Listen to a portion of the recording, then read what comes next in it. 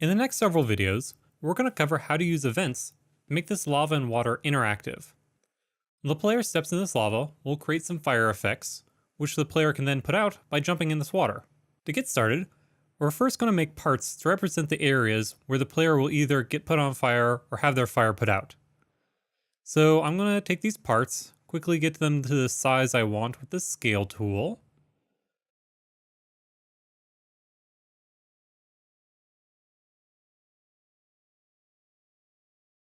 And then I'm going to make sure they're both anchored so they don't move around.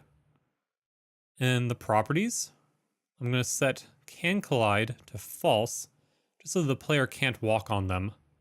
And I'm also going to make them translucent, just so I can see through them, so they're not kind of interrupting the environment. I'm also going to rename them, just so I can keep my Explorer organized over here. Now we'll add a script inside this fire part. Inside this script, we need to do two things. We need to create a function to light a part on fire. We also need to connect this function to the event that fires when something hits this part. So let's start with the function. I'm going to call this function light on fire. And as a parameter, I'm going to include a variable called part. This will indicate which part we want to light on fire. And inside the function, we need to create a fire effect and store it in a variable. So I'm going to make a variable by typing local fire and equals instance.new fire.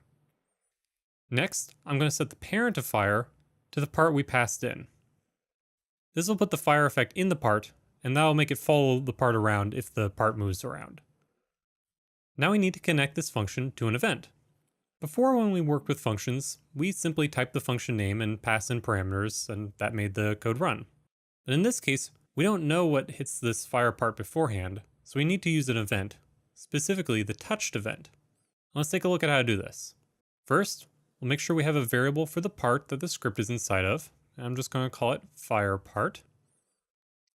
After we declare the function, I'm going to type fire part dot touched colon connect, and inside the parentheses, I'm going to type our function name light on fire.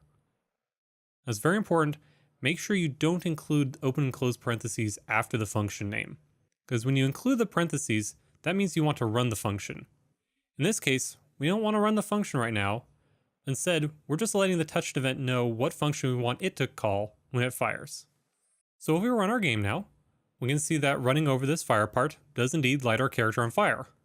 In the next video, we'll use another touched event to put these fires out.